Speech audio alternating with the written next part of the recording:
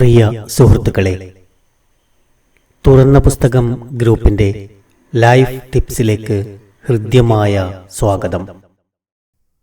ദേഷ്യം വന്നാൽ കണ്ണു കാണില്ല.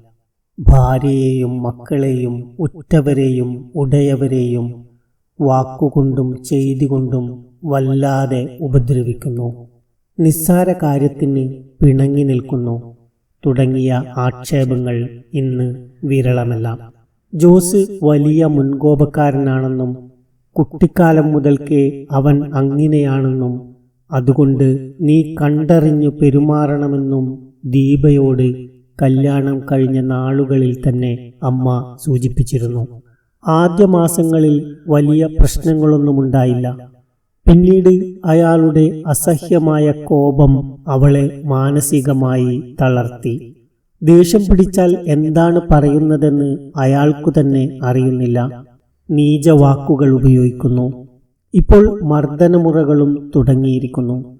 നല്ല കുടുംബാന്തരീക്ഷത്തിൽ വളർന്ന അവൾക്ക് ഇത് അസഹ്യമായിരുന്നു. പലപ്പോഴും ജീവിതം മതിയെന്ന് തോന്നിയത്രേ. നിസ്സാര കാര്യത്തിനുള്ള ഇത്തരം പ്രശ്നങ്ങളും പ്രതികാരവാഞ്ചയും പിന്നീട് കുറ്റബോധവും സങ്കടം പറച്ചിലും. ഇതൊക്കെ കാണുമ്പോൾ ഒരു തരം മരവിപ്പ് തോന്നുന്നു. ഇങ്ങനെ ജീവിച്ചു പോവുകയാണെങ്കിൽ തീർച്ചയായും ഞാൻ ഉരുകിയുരുകി ഇല്ലാതാകും എന്ന് പറഞ്ഞുകൊണ്ട് അവൾ കണ്ണുകൾ തുടച്ചു. നല്ല സ്നേഹമുള്ള വ്യക്തിയാണ് വലിയേട്ടൻ. പക്ഷേ ദേഷ്യം പിടിച്ചാൽ കണ്ണു കാണില്ല. ചിലപ്പോൾ സാധനങ്ങൾ എടുത്തെറിയും. ചീത്തവിളിയും അടിയും. ഇങ്ങനെ പോകുന്നു അയാളുടെ വിക്രിയകൾ. പലപ്പോഴും പെങ്ങന്മാരുമായും കുടുംബക്കാരുമായും പ്രശ്നങ്ങളുണ്ടാക്കും. നിസ്സാര കാര്യത്തിന് അവരുമായി പിണങ്ങും. അത് പലപ്പോഴും അയാളുടെ ഉറക്കം കെടുത്തുകയും ചെയ്യും. ഞാൻ പറയുന്നത് എല്ലാവരും കേൾക്കണം അഥവാ അനുസരിക്കണം. കുടുംബത്തിലെ എല്ലാ കാര്യങ്ങളും എന്നോട് ചോദിച്ചോ അറിയിച്ചോ ചെയ്യണം എന്ന ചിന്ത ഇത്തിരി കൂടുതലുമാണ്. അതുപോലെ കുടുംബകാര്യത്തിൽ അയാൾ ഇത്തിരി ശ്രദ്ധാലുവും കൂടിയാണ്. ഇത്തരത്തിലുള്ളതും ഇതിലും ഭീകരവും പല സംഭവങ്ങളും നമ്മുടെ കൂട്ടത്തിലും നാട്ടിലും കണ്ടുവരുന്നു. ദേഷ്യം കാരണം അടുത്ത ബന്ധുക്കളെയും ഉടപ്പിറപ്പുകളെയും ആയുധമെടുത്ത് വെട്ടിക്കൊലപ്പെടുത്തുന്നതും അതുപോലുള്ളതുമായ കഥകൾ ദിനേനയെന്നോണം പത്രങ്ങളിൽ കാണുന്നു. എന്താണ് ഇതിന് കാരണം? കോപം മനുഷ്യ സഹജമായ വികാരമാണ്. അതുണ്ടാവുക സർവ്വസാധാരണവുമാണ്, അഥവാ ഉണ്ടാകേണ്ടതുമാണ്. എന്നാൽ കോപം നിയന്ത്രണ വിധേയമാക്കുന്നില്ലെങ്കിൽ അത് വലിയ അപകടങ്ങൾ സൃഷ്ടിക്കുമെന്ന് തീർച്ച.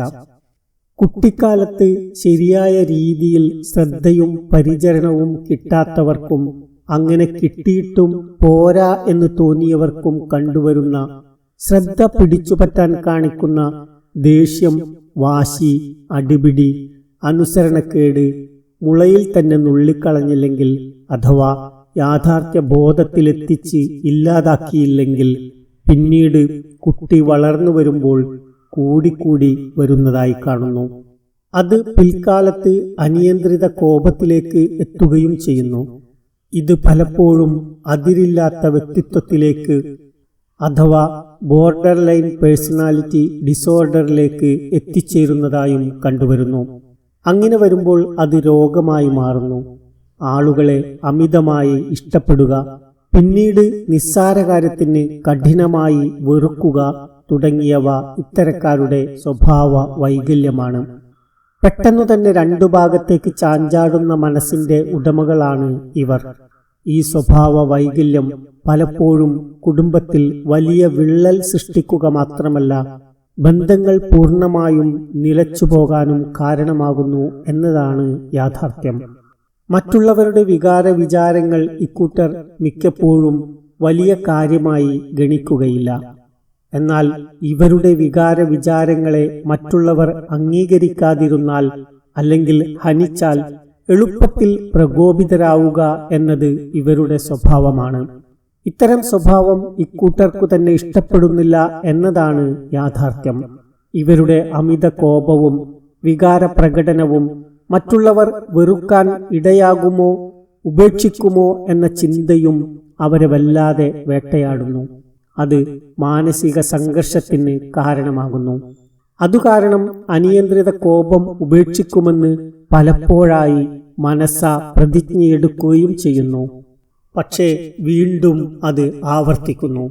തൊട്ടതിനും പിടിച്ചതിനും വഴക്കും വക്കാണവും അമിത കോപവും വെറും സ്വഭാവ വൈകല്യം മാത്രമായി കാണാതെ അത് ബോർഡർ ലൈൻ പേഴ്സണാലിറ്റി ഡിസോർഡർ ഗണത്തിൽ പെടുന്നതാണോ എന്ന് വിലയിരുത്തി ഉചിതമായ ചികിത്സ നൽകിയാൽ ഒരളവ് വരെ ഇത് നിയന്ത്രണ വിധേയമാക്കാവുന്നതേയുള്ളൂ. സൈക്കോതെറാപ്പി പോലുള്ള മനഃശാസ്ത്ര ചികിത്സയും ആവശ്യമാണെങ്കിൽ മരുന്നുപയോഗവും ഇതിനു വേണ്ടി വന്നേക്കാം. അതു മനസ്സിലാക്കി അത്തരക്കാർ ചികിത്സയ്ക്ക് വിധേയമാകാത്ത പക്ഷം ഗുരുതരമായ പ്രത്യാഘാതങ്ങൾ ഉണ്ടാകുമെന്ന് തീർച്ച. ചികിത്സയ്ക്ക് വിധേയമാകാൻ വലിയ മടി കാണിക്കുന്നവരാണ് ഇക്കൂട്ടർ. ഇത് രോഗമല്ലെന്നും വെറും വ്യക്തിത്വ വൈകല്യമാണെന്നും അവർ വാദിക്കുന്നു. അങ്ങനെ ചികിത്സയിൽ നിന്നും ഒളിച്ചോടുകയും നല്ല കുടുംബ സാമൂഹിക ജീവിതം നഷ്ടപ്പെടുത്തുകയും ചെയ്യുന്നു. എല്ലാവർക്കും നന്മകൾ നേരുന്നു. നന്ദി.